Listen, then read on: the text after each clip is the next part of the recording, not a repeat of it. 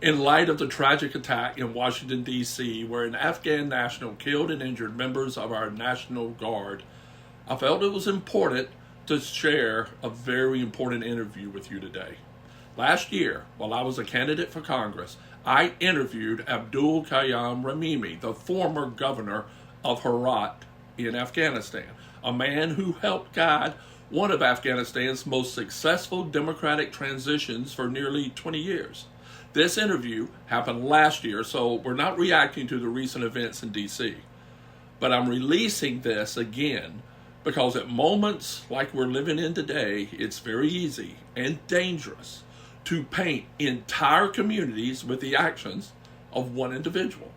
Governor Rahimi represents the thousands who stood with us, believed in democracy, and trusted America to keep its word. His story reminds us what really happened when the Taliban returned and why America's failure to think beyond the next news cycle keeps costing allies stability and trust. So before we rush to judgment, and you want to understand better about an Afghan point of view, an Afghan that loves this country, listen to this conversation. It's a perspective we desperately need right now. And here's the interview.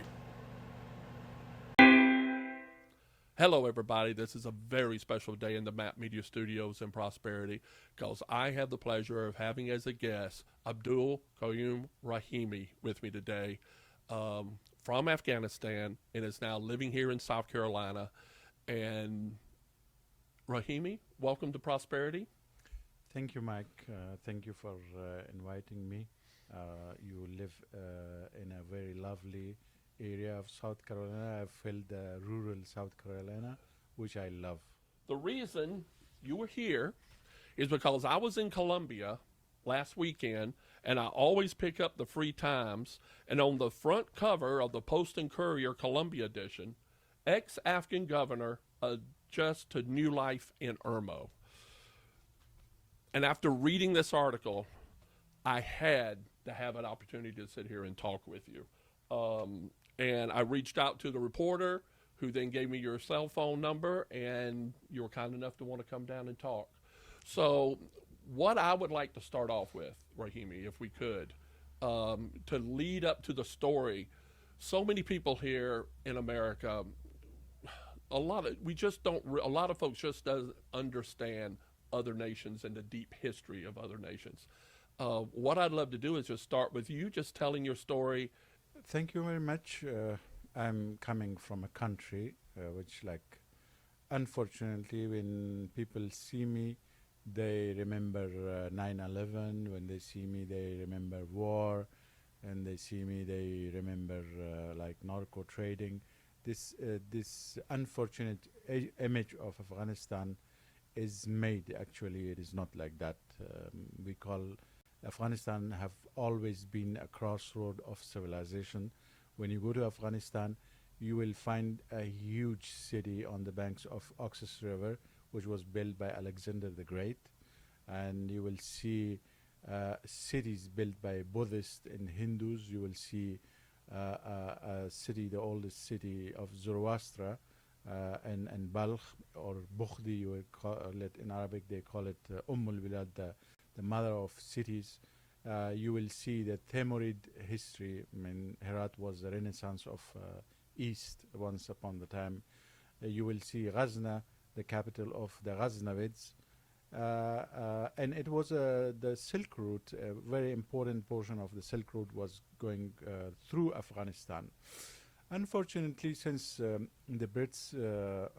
British Empire captured India, we became a buffer zone between the Tsars and the Indian British Empire. But if you go back into the history, either it was ruled, this region was ruled from Afghanistan, or it was part of the big empires like the Sassanids and Ashkanis, these empires. Which those were Persian-rooted empires. Yes. Unfortunately, Afghanistan was in the past 50 years completely involved in war. So we didn't excavate the histories. I remember only one place which was excavated by professionals in Herat. On 17 meter, we found arrow spearhead, which we sent it to Germany for carbon dating. It was 2,800 year old. Wow. So it is 17 meter. If you go deeper, you will find lots of history there. Now that is now Herat. Is that the city you grew up in? Herat? No, I'm originally from a province called Farah. It is beside Herat, but it is one region. Farah province have border with Iran, like Herat have. So Herat, Farah, Nimroz, Helmand have border with Iran.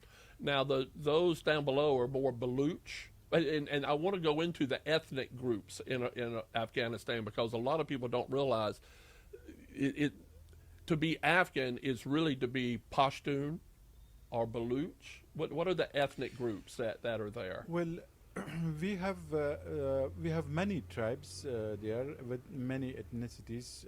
We have Pashtuns, we have Tajiks, we have Uzbeks, we have Hazaras, we have Baluchis, we have Nuristanis, and some other minor. So it is Turkic tribes. I mean, we have the Arabs as well. We have the Pashtuns, and almost when you go to Afghanistan, almost you find every race. Yeah. Because, as I said, it was a crossroad of civilization. So those people who liked, they stayed there because was beautiful, and it was like mostly warriors. Fortunately or unfortunately, we have the blood of warrior, and it is like a curse. But the border was made by the British Empire, so they divided this region into two. Unfortunately, Afghanistan suffers from the division of marking of the borders. On our north, the Tazars and the British Empire, they did all this. So the issue is when you have, and this is a big issue in Africa as well, when the colonial powers come in, they just somewhat arbitrarily draw lines without understanding the tribal allegiances that could be on either side of that line. Yes. I think the guy who was making the border got tired and say, okay, let's finish it, and they just drew a line. And they didn't take into consideration the future. Right. What implication will this have on the future? Like the border with the Afghanistan, between Afghanistan and Pakistan, still the Afghans don't recognize it as an international border. They call it Duran line. And that was an imposed line by the British Empire for 100 years. And that 100 years is past. And so the Pakistan is saying it is international border, but the Afghans say no, it is not international border. Because it split the Pashtun people in half, didn't it? It split families. Families. Yeah, the Pashtun tribe was split. So the border issue is that we have the border issue with Pakistan, which is that Duran line. We have water issues with our neighbors. We have trade issues with our neighbor. We don't have. Unfortunately, our neighbors have those problems, and well, during the past 20 years, during the Republic, when American forces were in Afghanistan, I mean, someone sitting in America in South Carolina will think that like it was just a war between the Afghan army and American army from one side and Taliban from the other side. No, it was a big war.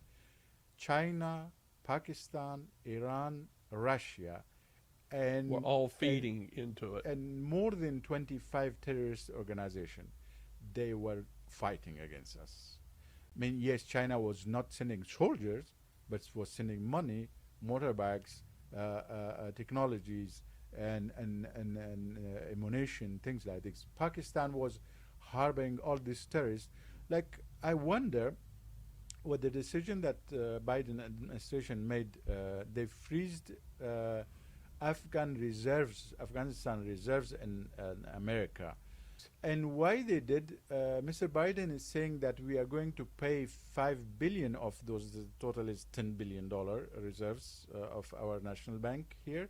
And they say we will pay the $5 billion to the families of 9/11.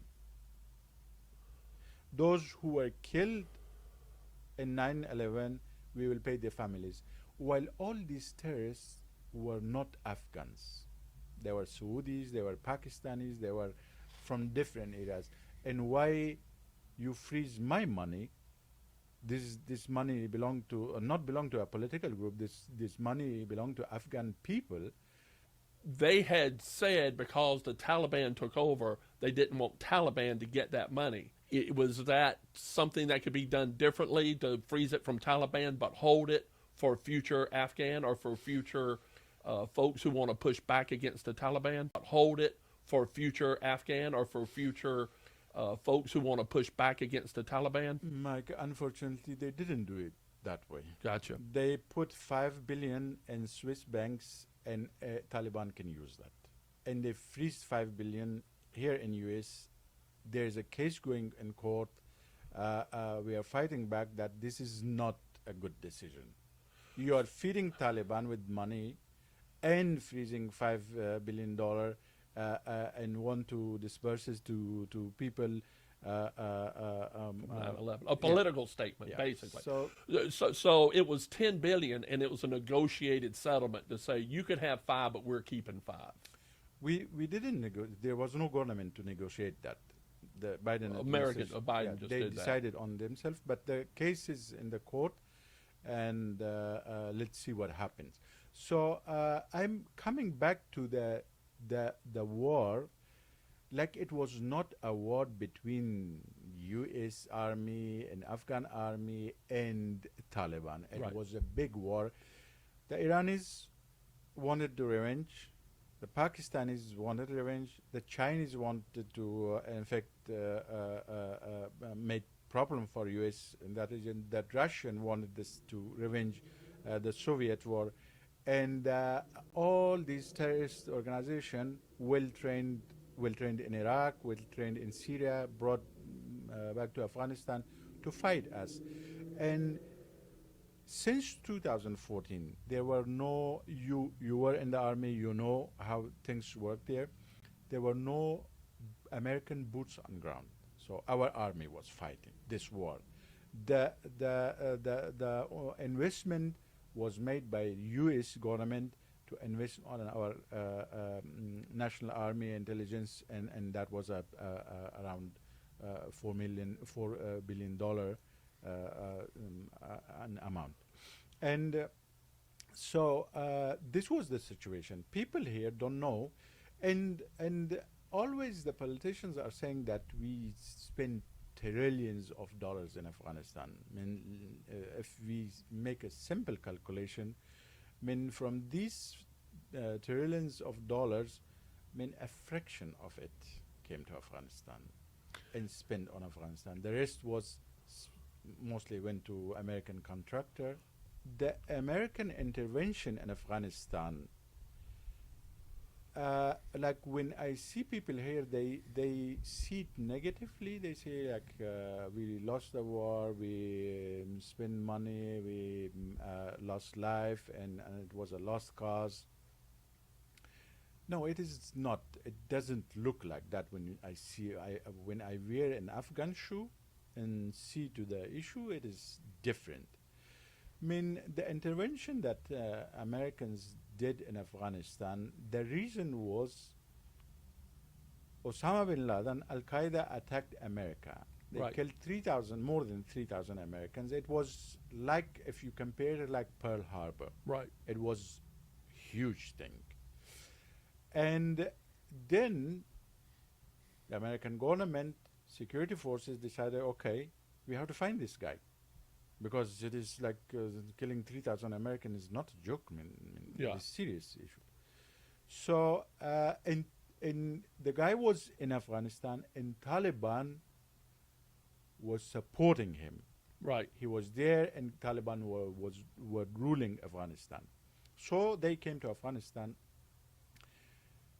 The change which come was is was and is enormous. And Afghanistan is Afghanistan is not the same Afghanistan. It was so transformative because of our involvement in coming in. Yes, educationally, Afghanistan become a country where millions of kids were going to school, girls and boys. We American helped us to make our constitution, our parliament, our system, I mean the soft system and the hardware, buildings, roads, infrastructure, equipment. I mean this all made Afghanistan transformed for the rest of its history. I hope another war did not destroy it. And But those things, investment, that type of social investment, was a good enough thing that you think could hold off for to give enough of a civil culture for a better future for Afghanistan. yes, So the big question is, what happened in all that wonderful investment that allowed the Taliban to support and try to stop that? well, the problem was that at the beginning we were telling our friends that they are all in Pakistan. No one listened to us. I mean, all these Taliban now everyone know every one of these terrorist organizations. They were in Pakistan, and Pakistan army and intelligence were supporting them. IRGC was supporting them. IRGC is IRGC is Revolutionary Iranian Guard, something which is involved in Lebanon, which is involved in Hamas in Israel war, which is involved in Yemen. in Iran. Yes. Yes. Okay. So between Iran trying to undermine American work and Pakistan, Yes. that's what was the flank. Yes. Gotcha. So and we end up killing Osama bin Laden in Pakistan, opposite to a huge Pakistani military base. Right. I remember hearing that. How it is possible that Pakistani intelligence didn't knew about that? Yeah. Impossible. Impossible. I lived in Pakistan during the Soviet war. I know those people. We were in close contact while fighting the Soviets. So it was impossible. They brought all the war inside Afghanistan. So rural Afghanistan suffered, yes. They made the situation in a way that we couldn't reach the rural Afghanistan where we could serve and do development work. And then Afghanistan always suffered from rural areas because they feel that they are neglected and they will start fighting you back. So let me ask you this: what was then the solution? What was the how to solve the issue of Pakistan? What should have America done in regards to Pakistan? Was there a way to influence Pakistan not to do that through force of arms? Well, unfortunately, to most of American, Pakistan is a partner, a very long-term partner. Since Pakistan is created, if you calculate the investment, the money that was spent on Pakistan, it is huge amount of money, billions of dollars that America spent on Pakistan. But For what purpose? I mean, they are supporting their development purposes, and especially the army gets money. Even they got F-16s. And they got F-16s Yeah. for America. So I am assuming that the development funds going to the central government of Pakistan was to try to insulate it from potential radicalization, Islam radicalization in Pakistan, or because we also have ties with India. Was it to counter India? What was the purpose of supporting Pakistan so much? Well, I really don't know the depth of this friendship. How the Pakistanis are working with Chinese closely, and like their they are building. The Chinese are building infrastructure to reach Gwadar port, which is on Arabian Gulf. So whatever we do, Sea, so you know the China Sea, how we blockade it, how we control everything.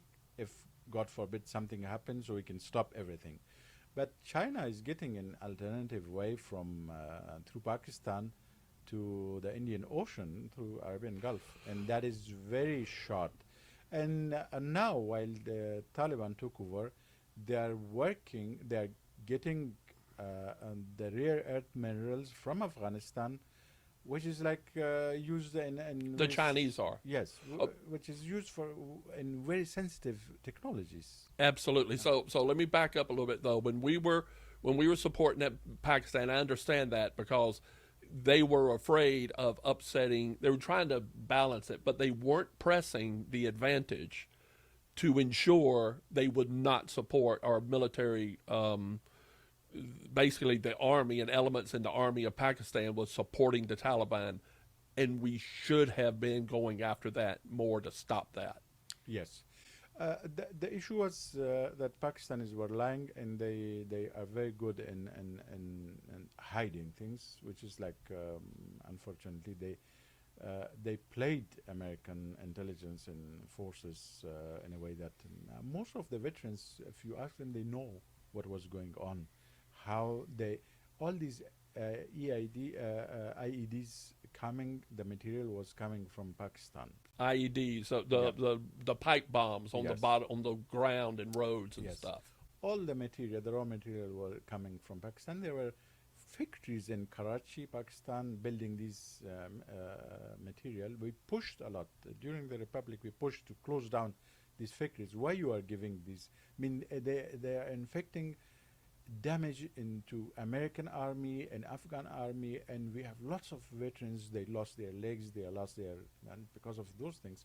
And Iranian brought the technologies they used in Iraq and Syria against American forces. They developed those technologies and very simple things. They brought it to Afghanistan, teach Taliban, and they were using it against us. So let's back up a little bit because I want to hear about your personal relationship with the government.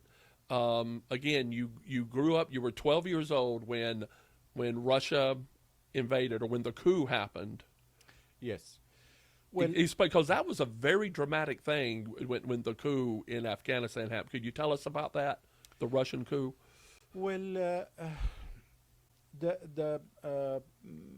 we had during the King time, King Zahir Shah sent lots of students to different countries to get education. They sent lots of people to America. They sent to European countries. So once these educated generation come back, they came with ideologies.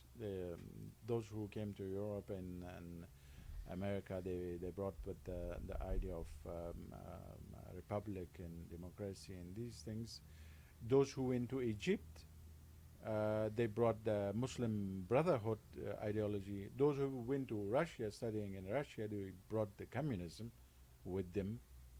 And some went to China, so they brought the Chinese communists, we call them Maoists. Maoist, yeah.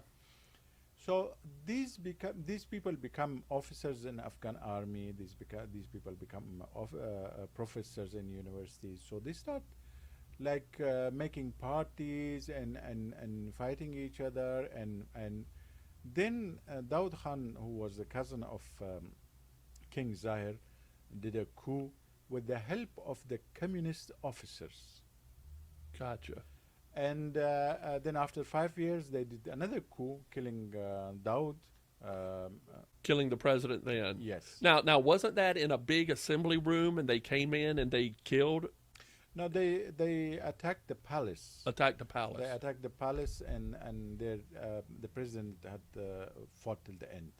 I mean, he didn't surrender Wow. to the communists. They killed the whole family. Yeah. They slaughtered them.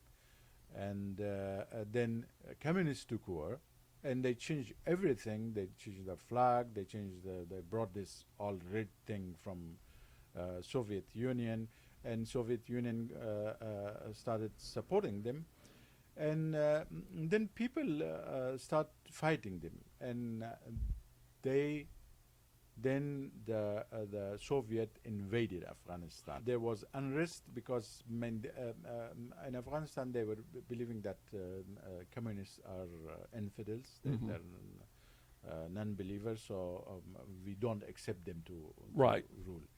In the meantime, like Pakistani intelligence find the situation on their favor because they always had this problem with Afghanistan because of not recognizing the border and lots of other issues. So some of these people during President Dawood time, they ran away to Pakistan, and there they started this Mujahideen groups to fight back the communists. And from the other side, the Soviets invaded Afghanistan with the might of the Soviet army. And from the other side, CIA, Pakistan, all the Muslim world, they came together and say, okay, we will fight them. CIA helped come in and bring in weaponry along with Pakistan. Yes.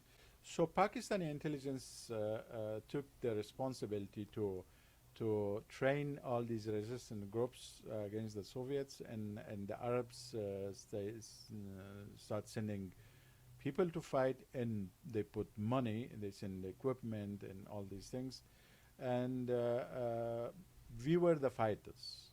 So was it, I know from our perspective, because I was in the Navy during that time when Ronald Reagan was president, and what was communicated here was this is about fighting for freedom of Afghanistan and kicking out Russian aggression. Yeah. But I can only assume the Arab communities that were coming saw it more as a religious jihad against, correct? Well, the issue was that we didn't, like CIA and US government didn't calculate it, the backlash of bringing all these people to Afghanistan to fight communism, and then they get trainings, they get ideological trainings, they get weapon training, they get to know how to make bombs, all these things. And unfortunately, it bite us in 9/11 because Osama bin Laden was one of those Arabs who came to Afghanistan to do jihad against the Soviets. That's right. And all those like after the Afghan Soviet war finished, you will see all these mujahideen who fought in Afghanistan. They go to Bosnia, Chechnya. They made problems in Algeria. They made problems with the Saudis when Osama went to Saudi, and they wanted to do coups. So all these things were cooked during that time. Yes. So the Russians left, but then Afghanistan was left on its own, and then you had the interwar between the Taliban and groups like the Northern Alliance. So did the Northern Alliance and Mossad and those rise up against the Taliban, or Taliban just took over? Well, when the Soviets left Afghanistan, the regime was there. The president was Dr. Najibullah, who was killed by Taliban back in end of 1990s when they took over Kabul. And the issue was that UN should make the negotiation so the power transfer happen peacefully. Unfortunately, the Americans backed. As soon as Russia was gone, we left. Yeah, the Americans said, okay, guys, we win the war, communism is gone, and Bye. And we were left alone on the battlefield with lots of ammunition, guns, men from the Mujahideen side, from what US provided us, and what Russians, the Soviet, left in Afghanistan. It was a big depot of weaponry. So where were you during this time? I was in Pakistan in that time. Because you had to leave when the Taliban took over? No, I left Afghanistan when I was like when the Soviets entered The Afghanistan. Soviets entered Yeah. Afghanistan. They come to kill my father, so we have to migrate. And why did they come to kill your father? Because like they didn't had reason. They will kill you if you have lots of land. They will kill you if you are a religious Because the scholar. article mentioned about him being an educator or a Yes, teacher, he was a religious scholar, a religious and scholar. he was against the communists. Right. And so they came to kill him. We had to evacuate Afghanistan, migrate to Pakistan, and then my brother was killed during the Soviet war. So the Americans said, "Okay, guys, bye. We are done here," Mhm. and we were left alone with lots of weapons, with lots of warriors, factions, and then they started a civil war, which we didn't participate in. When the Russian were defeated and they left Afghanistan, we stopped participating in the war. We said, okay, this is like not our war anymore. And then the civil war was between different mujahideen groups, because there were 7 groups in Pakistan, 8 groups in Iran. They formed these groups, and when they come back, they start fighting each other. And And some of that was tied ethnically, like Uzbek and Tajik and all all of them. all of them, Yeah. they had this thing, and Pakistan wanted this war because they wanted to get rid of the weapon, because it was dangerous for them. They see it dangerous if Mujahideen take over and become strong government and have that much weapon, they will claim some of Pakistan. So that is their mindset. So they helped a lot in that waging that war. And then this was the result of the first partnership we did with America. That was the first partnership fighting the Soviets. Unfortunately, we were left alone, and Afghanistan was forgotten until 9/11. an Arab came, Mm. used Afghanistan and attacked the U.S. and killed 3,000 people. Then we said, okay, we have to go back. I remember the discussions here where people saying, "Well, we neglected Afghanistan. We can never neglect Afghanistan again." And I remember that rallying the troops to support going into Afghanistan. Unfortunately, we neglected again. Oh, of course, yeah. And we Unfortunately, neglected in a bad way. I Right. will come to this portion. Understand. We'll go back to how we migrated. We are landowner in my province, and my father was a religious scholar, and we were against the communists, and they came to kill my father, and so we have to flee Afghanistan in the middle of night, and we have to go to Pakistan. We first went to Quetta, Pakistan, Quetta city, and there it was tough life. I mean, you leave your country, you leave your hometown where you lived all your forefathers. You have to flee and you go to another country, and And how old were you? 12? I was around 12. 12. Yeah. So and then there it was Mujahideen fighting. Every Afghan was fighting the Soviets. So it was like a war. Very important for every Afghan. And of course, and the Pakistani intelligence and other intelligence from the Arab countries and CIA, they used us. I mean, we were the foot soldiers. Right. We didn't decide on things. We didn't decide on the plans. We didn't decide. No one were asking us. We were only the foot soldier, and all of them were telling us that, okay, you killed Russians, and if you did, you will go to heaven, and that is all. And there was no strategy. Okay, we take back Afghanistan, what we will do? Who is going to run this country? How this country should be run? And we, through the material, the published material and propaganda, we radicalized the traditional Afghan society. I will give you an example. there was a project run by Nebraska University printing school books for children, those Afghans who migrated to Pakistan.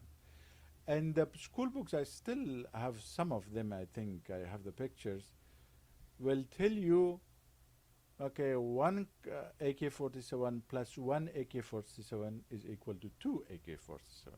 So if you start training children in class 1, 2, 3, 4 with guns, ammunition, in killing, in jihad, in being martyred, going to heaven, what will happen to when he become like a teenager?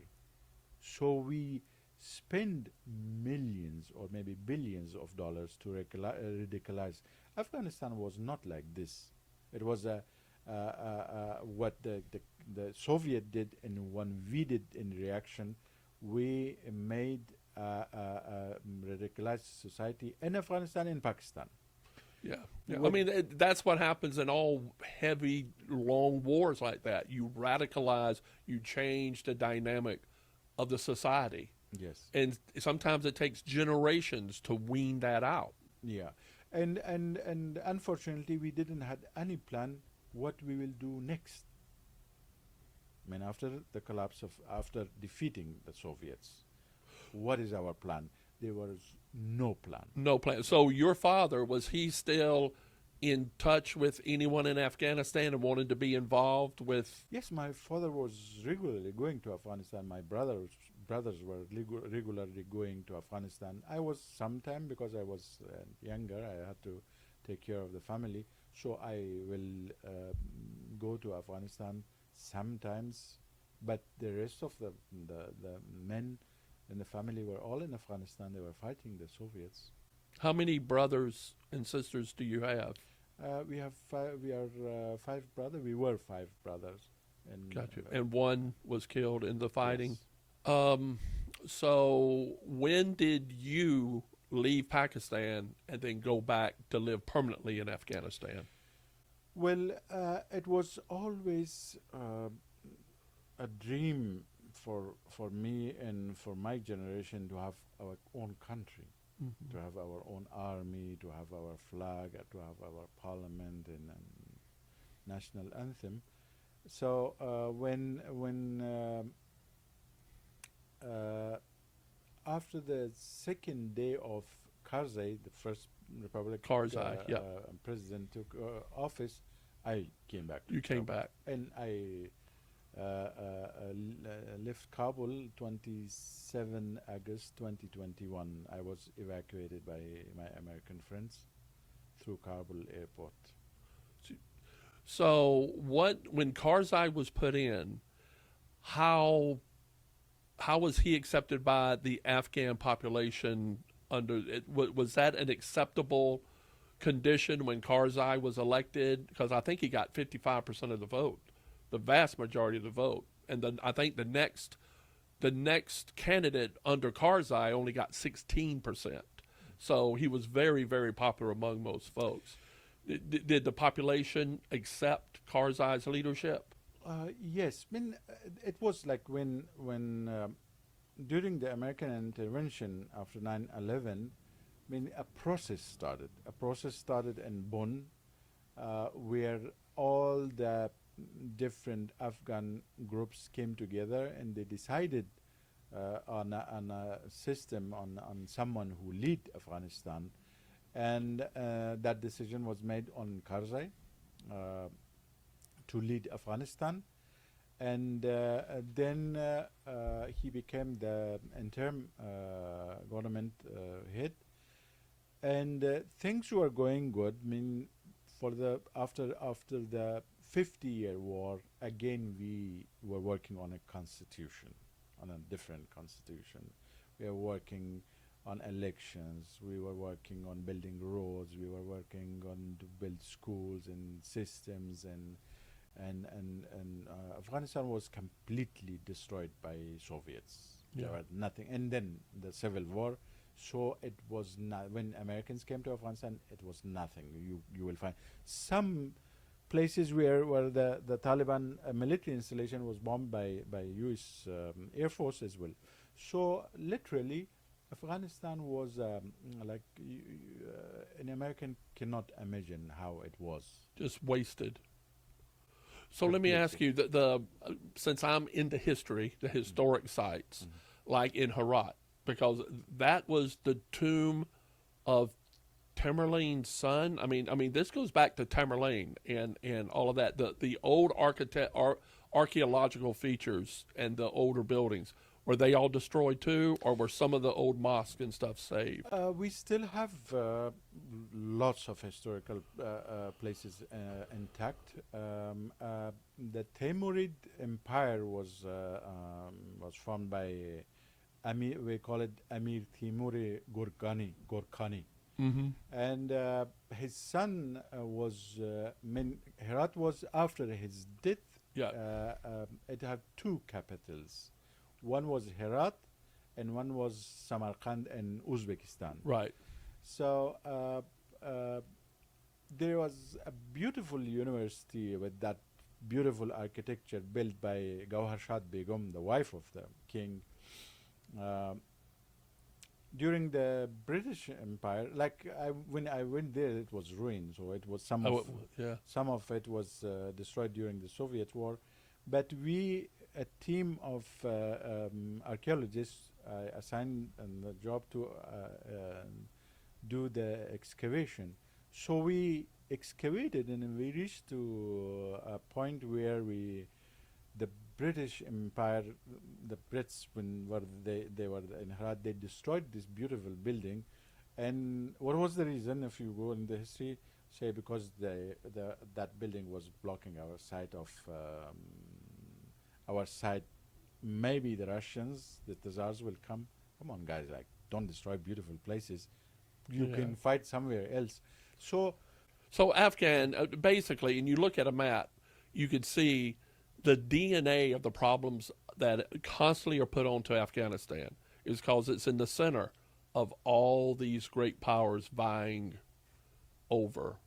yes, That's since the we thing. lost to be the great power, and other great power become great power around us, so they always pushed us down, Right. and they brought us problems, so we don't become strong because most probably they are afraid of a strong Afghanistan.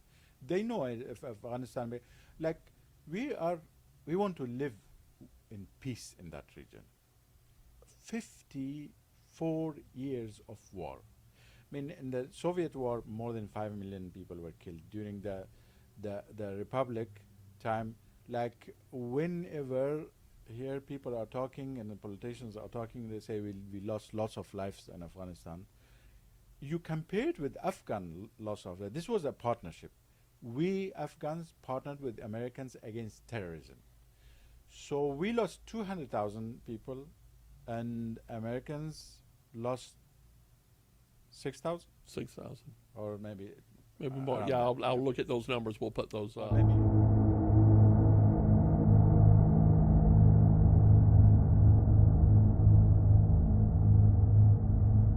So Afghans bore the brunt of what was happening Yeah. and trying to fight for Yeah. their And country. and the painful thing is that when we lost, they came and said, "You didn't fight, guys.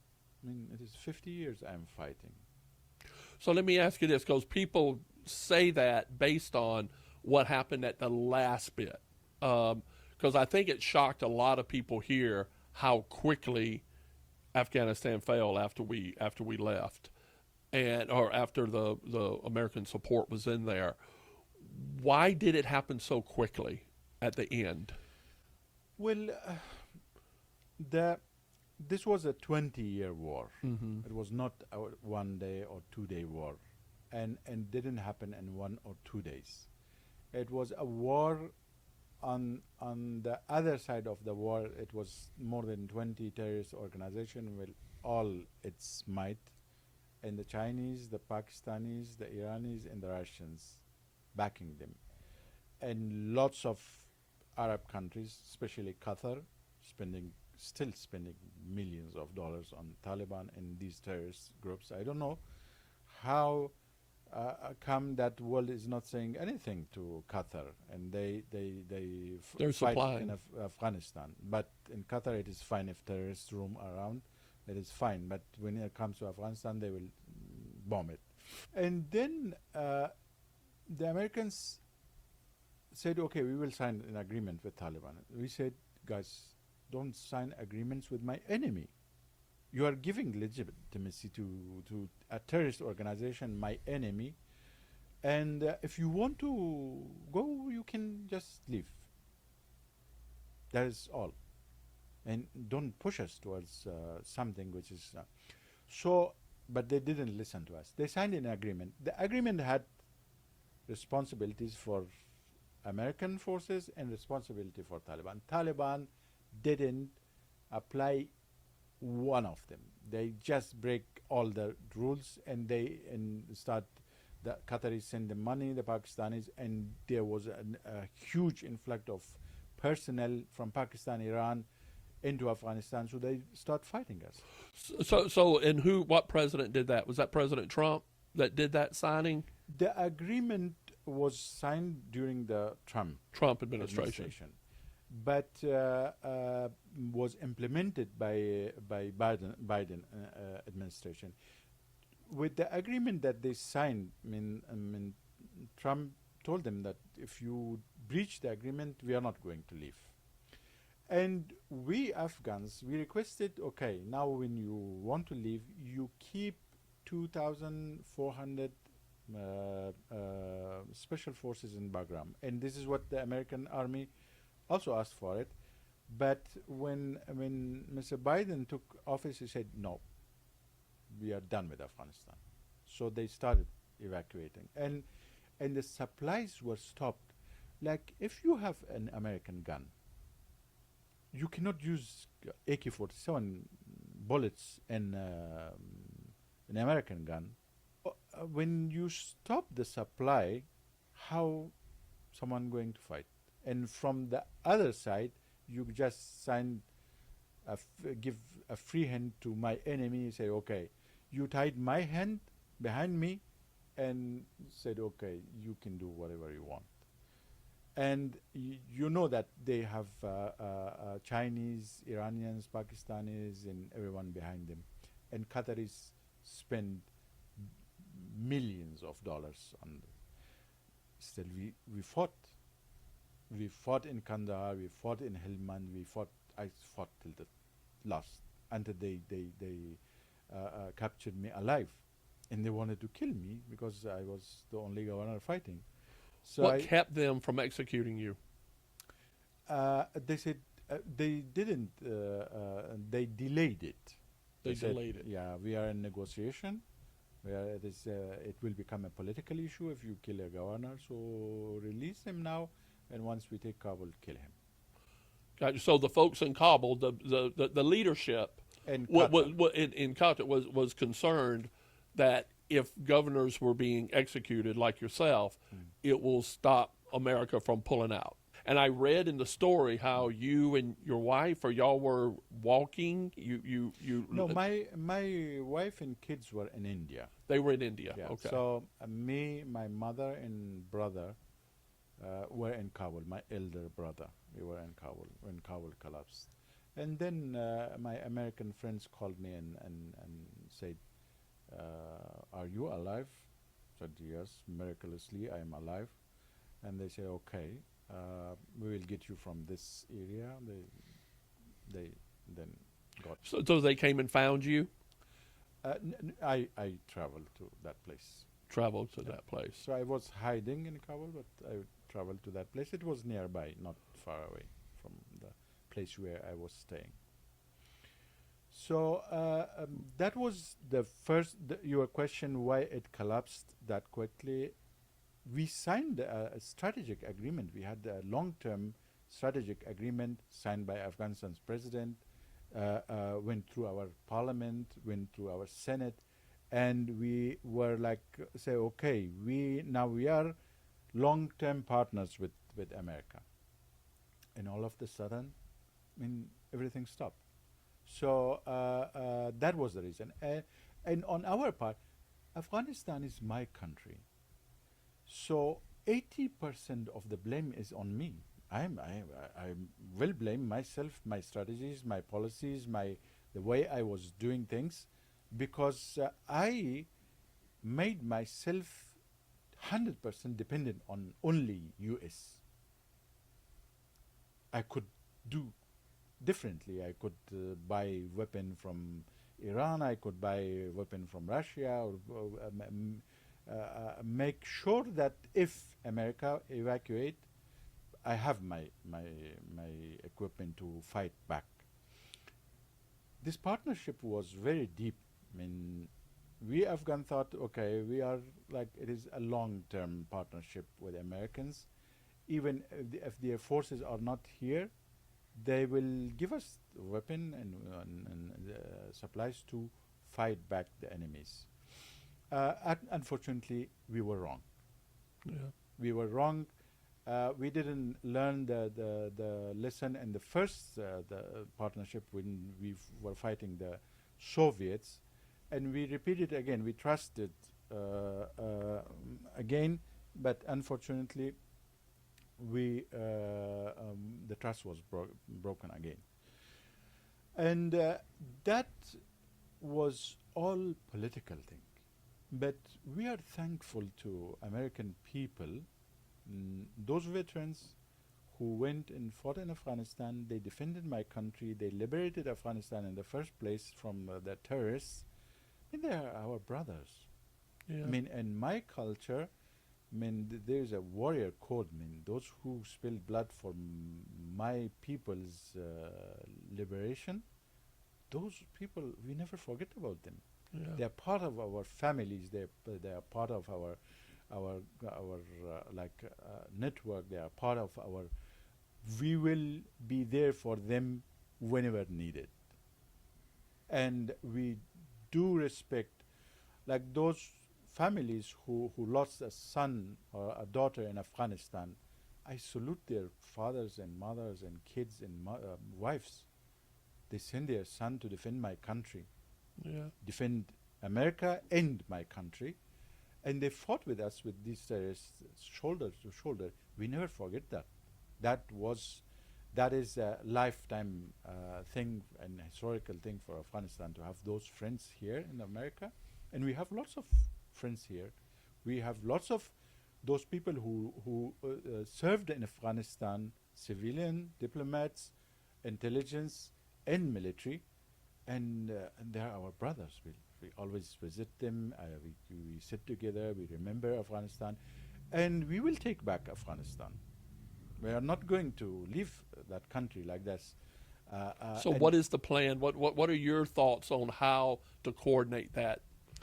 Well, like Afghanistan, after the withdrawal, Afghanistan under the Taliban is now exactly before 9/11. It is Taliban is an umbrella for all these terrorist organizations that fight America and NATO, Western powers and forces, countries around the world. If you go to Mali, you will find link to Afghanistan. If you go to Somalia, you will find links to Afghanistan. If you go to Houthis, you will find. If you go to Hamas, if you go to Hezbollah, all these hot spots that are happening yes, is linked to training or things from Afghanistan. Somehow you will find a link to Afghanistan and Taliban. Why? Because in Islamic countries, these groups who are against America, they believe that they have to fight America. And what happened during the evacuation that way, in leaving Afghanistan that way, their morale is boosted. They think that they defeated a superpower. Yeah. And that was a shock wave through all that kind of forces. They all come together and say, okay, now we have Here's to how go you to-" do it. Yeah. And you see, Iran and Al Qaeda is working together. I mean, Al Qaeda, if you see, most of the Al Qaeda leadership lives in Iran. They are planning from there. So if you see IRGC, Taliban, Al Qaeda, narco trading, this all come together, and they have the full energy of the belief that we defeated America. I mean, and they have lots of weapons, so they will bite back. So you sent to me a report. Tell me about the province, the region to the left of Afghanistan, the Islamic State, that you sent me that report. Tell me about that. Well, Islamic State Khorasan is another Of Khorasan, yeah. Khorasan, another group like Taliban, Al Qaeda, and all these terrorist ISIS. Yes, it started in Iraq with the name ISIS,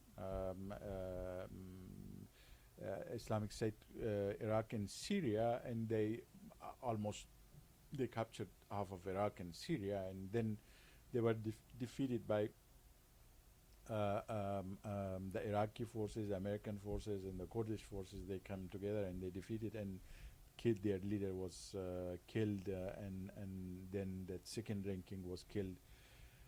So this idea came to Afghanistan as well. To Pakistan and Iran came to Afghanistan to make another group to fight Americans in Afghan government. Mm. When we were there, we were fighting ISK as well. When we see in Jalalabad, if you remember, they throw the mother of bombs, the new one, and Jalalabad, near Jalalabad city and Nangarhar province. That was ISK bases in Tora Bora mountains. So this is another group, another brand of these terrorist groups. We started during the Soviet, and it is coming, new brands, and more harsher, more sophisticated, more used to technology, capable of recruiting people around the globe. So that is another group, which is in Afghanistan, it's in Pakistan, and they are getting ready to fight. If you saw, they attacked Moscow. They attacked a country called Dagestan.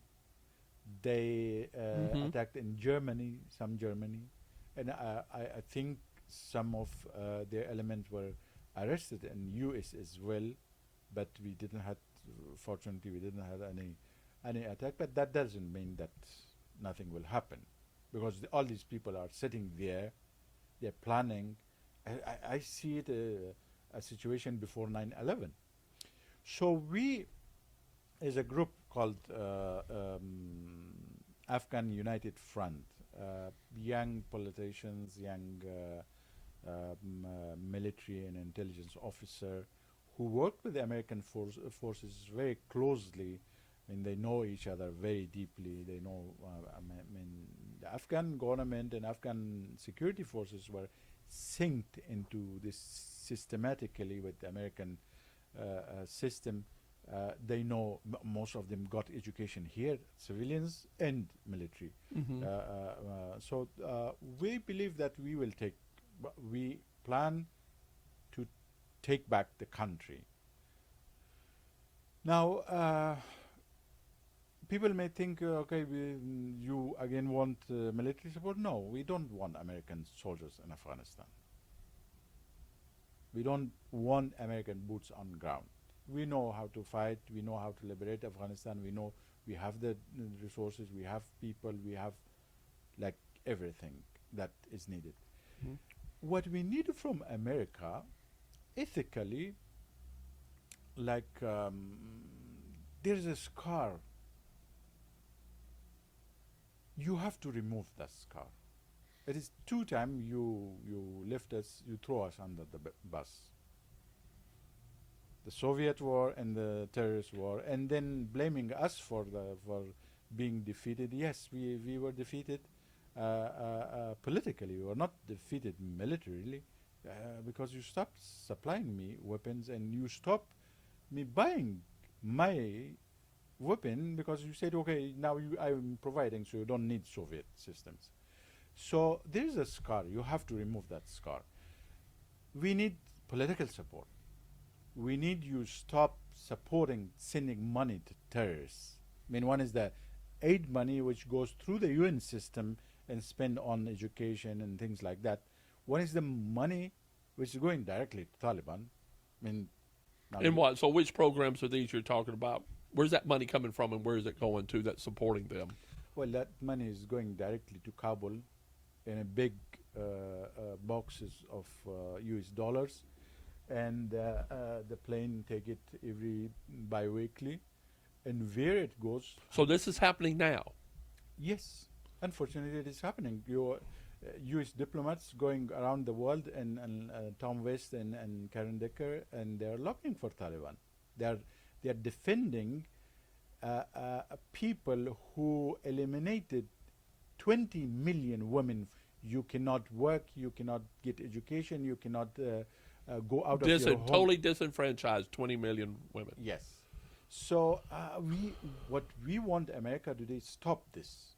Stop supporting political. That's astonishing. I didn't realize that. We're still supplying Taliban as a sense of, here's peace offerings, don't fight us, and we'll supply money to you. Well, that I don't know what is the reason that you're sending taxpayer money to Taliban. But what we know is, Afghan, you are empowering terrorists. There's two kind of money going. I will say it again to clarify. One is going through the UN system, and that is spent as a food and for poor people. The second is going directly to Taliban. Stop that money. Gotcha. Because you are empowering terrorists. And you won't believe me now, but I want to keep it on record that when, God forbid, something happened, we will come back to you. I said, we told you. Yeah, I bet. We told you that this will bite.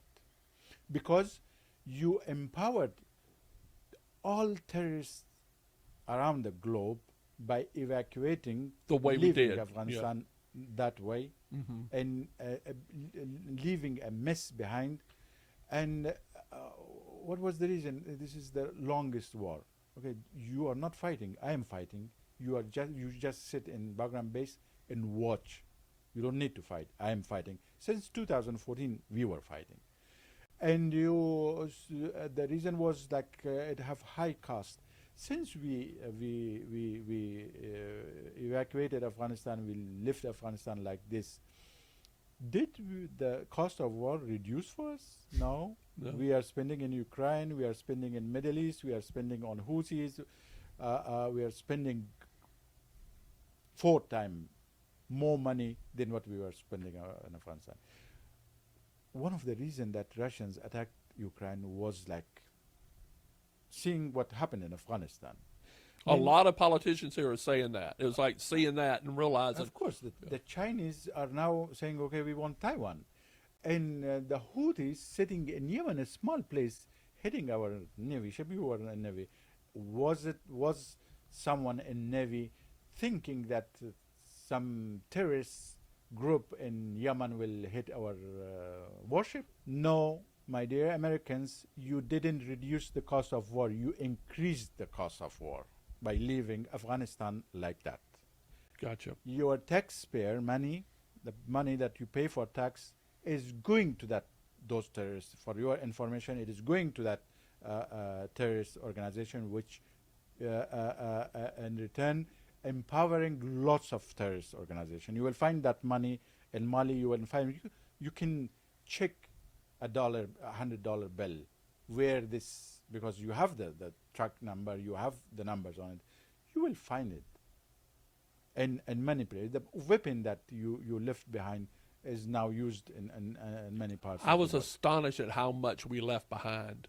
Weapons and equipment and everything just left. Well, one thing which is like you live behind the biometric system. And with the help of Chinese and Iranians, now Taliban can use that. So they have all the data of those who work with Americans and work with Republic, 20,000 plus are in Taliban detention center, and they are tortured every day. So these are people that worked with us Yes. that we left. Yes. That was absolutely the most painful and horrific thing for us to see over here, because I don't understand why, when we pulled out, we knew people that would support us there and that did support us and work with us, like you. What was so difficult about getting them out of Afghanistan? It was more easy to support them to fight back. Why you evacuate your partners? Those who work with you, those who partnered with you in 3 generations, you, like, ethically, you have the responsibility to support them. Yeah, Why? I totally agree. When with the how much was the cost? I mean, the amount of the money that you spend evacuating these people, you can give them a weapon. They will fight. We know, we Afghans know how to fight. We know how to defend our country. So how many these people, how many people did you say has been arrested? Well, Taliban themselves saying 20,000. But our information and intelligence that we have, it is far more than that. Far more than that. And these are people that were translators and helpers. They were translators. They were working with the U.S. forces. They were working with the civilian side of the U.S. government. They were working for Republic. All of us were working with Americans. I mean, if you go to Google me, you will find my pictures. I did. With lots of American generals, Yep. the American politicians. So we worked closely with Americans.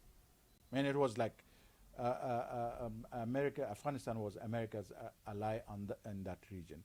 And with a little cost. My question is, like, this is the U.S. Geological Survey saying that Afghanistan have more than around 6 trillion, between 3 to 6 trillion dollar worth of minerals. Minerals, yeah. And it is mostly the rare earth minerals, Yeah. like lithium. About lithium, they say that Afghanistan is the Saudi of lithium. We had the money. We didn't know how to do the That's mining. why China's there now, for the lithium. We don't have any experience with mining. So it was open to be used for Afghanistan, and we could buy weapon. And what happens now, the Chinese are getting that. All the infrastructure, the roads, the electricity, everything we built, the airports, and now the Chinese are enjoying, and they are using Bagram Air Base. That was the largest air base, I think, in that country, in that region, yeah. built by US. I mean, how much that cost you to leave that air base? And that air base was in a key strategic region of the world that you will need it in future. Yeah. Now and in future. Because like that area, you block China. Like when you block Malacca Strait, you block the China Sea. You block supplies on China. You block this region, you block the access of China to Central Asia energy, to Afghanistan minerals, and to Iran oil. So you didn't just lift Afghanistan like that. There are lots of consequences. I mean, little by little, it is coming to reality, and unfortunately, the way after Afghanistan, what happened in Afghanistan, you go and see Saudis. They are like, their trust is shaken. They are like working with Chinese. They are working with the Russians. They are like because they want to find an alternative, because those who people start thinking, okay, we are partnering with America. In our bad days, they will leave us and just go, and we will remain here on the ground with enemies. We, the Republic, we, like all those people who hated Americans, like the Iranis, Pakistanis, Chinese, Russians, they hate us too. They still hate us, and they will not hesitate us even to kill us here in America. So that is like one is the small picture which related to Afghanistan. One is Afghanistan in itself might not be important for America, but Afghanistan in the bigger context, which is the Pakistan, India issue, the Central Asia, the Russian, the Iranis, the Chinese. It's a keystone in the middle of And central of southern Asia. Yeah, and you are sitting in the middle of it, and you have a huge air base. You have signed strategic long-term agreements, and you have built a new army from scratch. Trained them on American technology and system. Once they reached, like in 2020, these young officers reached to, they become generals. So they took power. Those young politicians that you brought to America, you spent millions of dollars to train them in the best American universities. When they come to power, you just quit. Say we are. It's like. Oh. So let me ask you this: so after the Taliban and all those officer corps, what happened to all those American-trained officer corps and leadership in the Afghan Republic Army? At least what I know, 70,000 of them are in Iran, and Iran meaning they left and went to Iran. Yes, they run for their life because Taliban will kill them. So they are going through a miserable situation. The best commandos and our commandos were the best in that region, well trained by American special forces and British SAS. And they were like they got education in best universities, and then the officers, and then they got the practical for 20 years. They were facing like our special forces when it comes to urban warfare. They were the best. Like you see what is happening in Pakistan. The terrorists will enter a place and it take 3 days to clear them.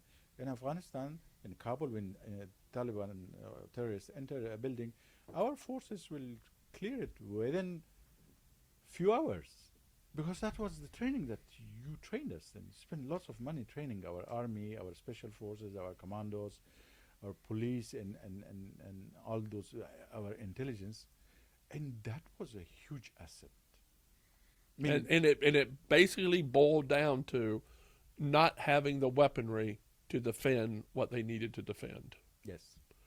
And so, well, if we don't have the weaponry, let's get out and get ourselves safe somewhere else. Yeah. How has so you said 70,000 is in Iran. How is Iran accepting them? Are they living okay in Iran, or Well, because they're Sunni, right?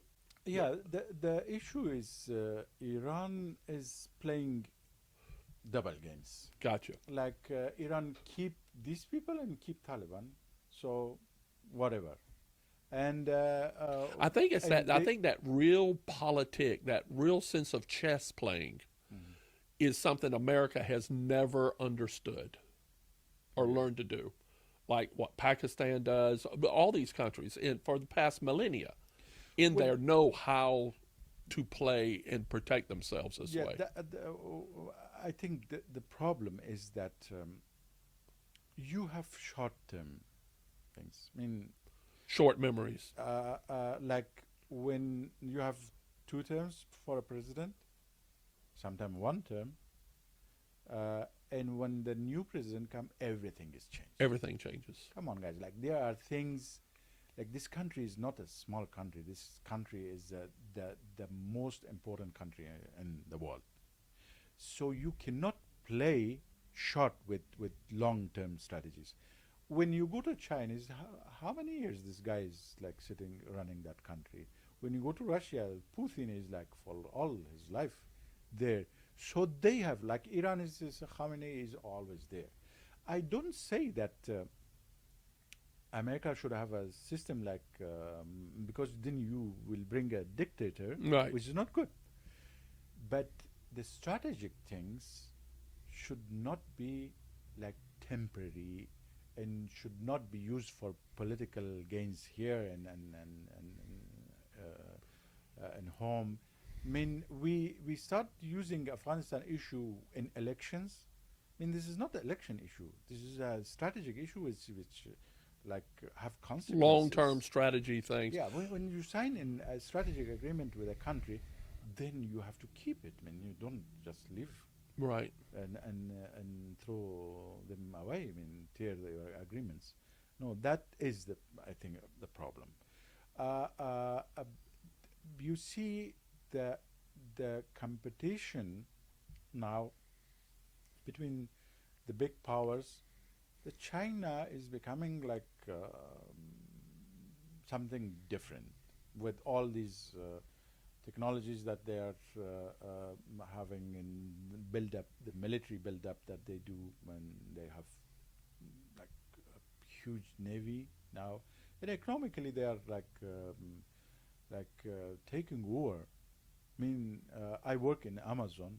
I mean, each product I pick, it is written made in China, and here in Yeah. America.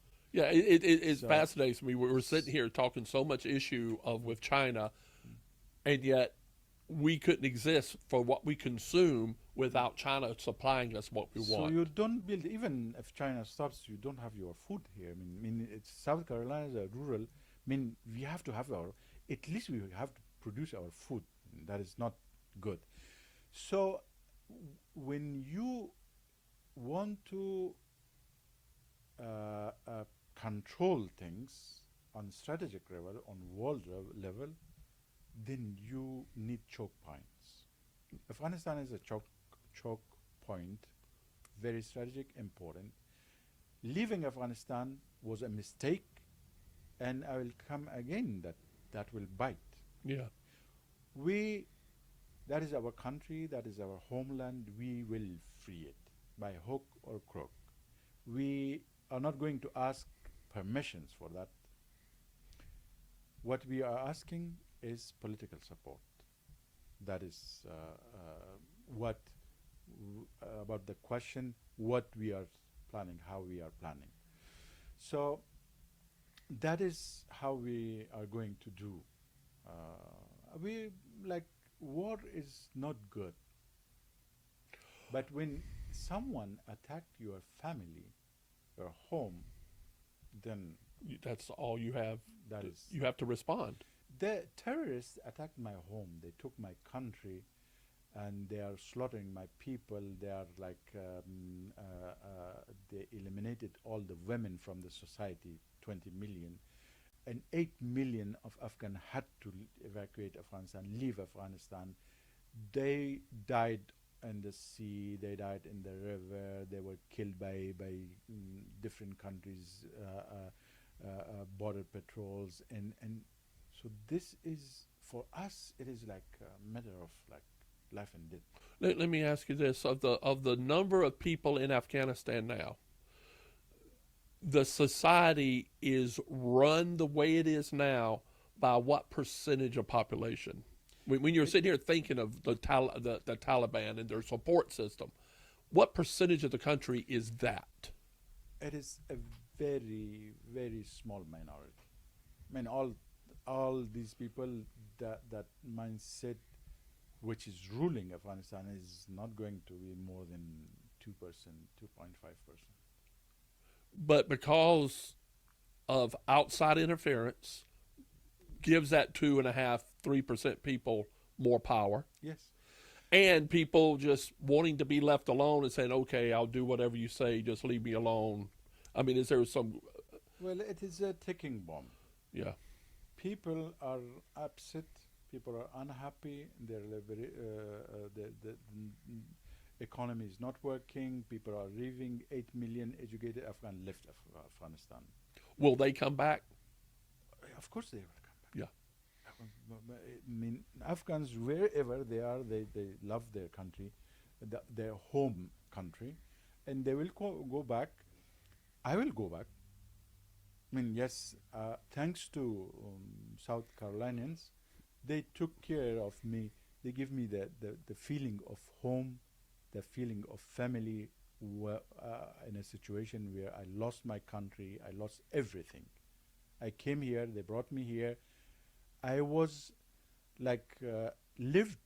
I have friends. I lived in their homes for many months. They give me that warm feeling of That's wonderful. It's wonderful you um, had those relations. and thanks to all South Carolinian who helped Afghans here, who welcomed Afghans here, and I wish one day come that we do the same hospitality to you back in Afghanistan, That would be a wonderful day.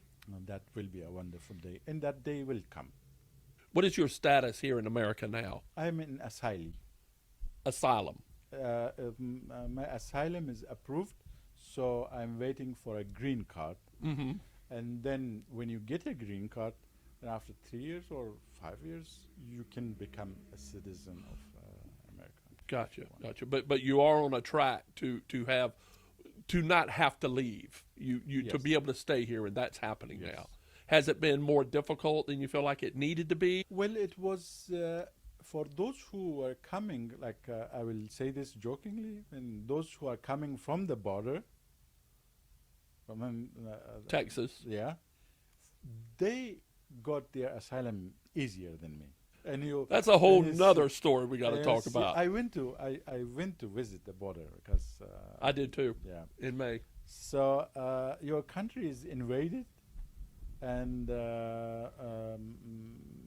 no one is like taking it serious. I mean, that border is like you will. I mean, even the Pakistani-Afghanistan border is not that easy to cross, and like when they took me from Kabul, I was screened in Kabul airport. Then I was brought to Kuwait. I was screened for many times in Kuwait. It was an American air base, military air base. By screening, I mean all my documents, my fingerprints, eyes scanned, so everything, Everything. about me. And then when we reached U.S., we landed in Dallas Airport, D.C. We were screened properly, and then we were taken to a camp called Quantico inside the Mhm. Marine base. And I stayed there for 3.5 months, and I was checked thoroughly. So this sometimes they say we brought people and we didn't check who we are bringing. I mean, I was one of them. We were checked properly, but those who are coming, hundreds, thousands of people coming from your border, and they are not Afghans, and they are Chinese coming from the border. Why a Chinese need to come from that border Yeah. while they can invest in America and take a visa? Yeah. So that border issue is a It's a huge total issue. huge issue and different issue, and I believe that need to be addressed. You don't Yeah. need an open border like that. Yeah. Yeah. Well. So your question was it easy or difficult? I give you the example. Yeah, that's perfect. Well, Rahimi, thank you. This is a lot to digest. And as things move forward, I hope we have the opportunity with any new news to talk again. Mm-hmm. And I just appreciate the trust and intention of you to come here and sit with me and have this discussion. Thank you so much. You're welcome, and thank you for having me. When it comes to Afghanistan and U.S. relation, Afghans here in America, there are lots of things to be said. It is not possible to bring all these things into to our session, and it is more than 70 years of history, Afghan-American relation. It had up and downs, it had good days, it had bad days, and I'm positive for the future, and I think and there are, now when we are here, we are working with American society, American people. I mean, this country is great because of its people. I mean, American people are great, and this country is great because of them. Lots of political decision that we made is wrong, and America suffers from that. So when we make political decisions, we have to be wise enough to make wise decision, because we are not just a country, we are the country, the most powerful country, not just a country. So it is the country, and we should know the consequence of our decisions. What is the consequence of our decision? The consequence of our decision here, back in Afghanistan, was more than 30,000 people in jail, slaughtered, killed. 8 million had to flee Afghanistan for their life, and the country is now a base camp for terrorists. And what they do, and I'm quite sure that your intelligence know. I hope they know. I wish they know everything, but because you don't have eyes on the ground, and Taliban may provide, they will not provide you with good information. So what we want to do, we just simply want to free our country from the terrorists, from the fanatics, from those backward people who want to take our country back for hundreds of years. We want to free our sisters, and we want to free our soldiers, heroes who fought for Afghanistan. That is what we want to do, and this is what we ask is just a political support. We don't want American boots on ground. People may think that we want for arms, for money, for this, and no, we want a political support, Right. moral support. Morally, America, what happened in Afghanistan, I think it is America's people moral responsibility to support us to free that country. Otherwise, I mean, I'm afraid that it will bite back, and it will not be good. not be good, because we see what is happening around the world. Yeah. Well, thank you again. You're welcome. Appreciate it very much. Thank you. Thank you. Wow. That was an amazing interview. And it goes to the heart of why I'm running for Congress. I am sick and tired of our nation betraying our principles and putting ourselves in positions that lead other people being vulnerable to when we ultimately abandon them. This is no way to run a republic. This is no way to run a nation.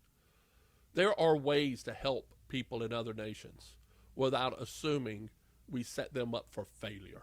So please hit the subscribe button if you haven't already, and click here for the buttons for all the things. My 95 Theses for the Future of America and my book, Reviving Our Republic, you can get it there. You can get support here for my campaign, and to learn more about what I want to do when I get to Congress, right here. So I can create policy that would help people who are true patriots to their country, like this gentleman here today.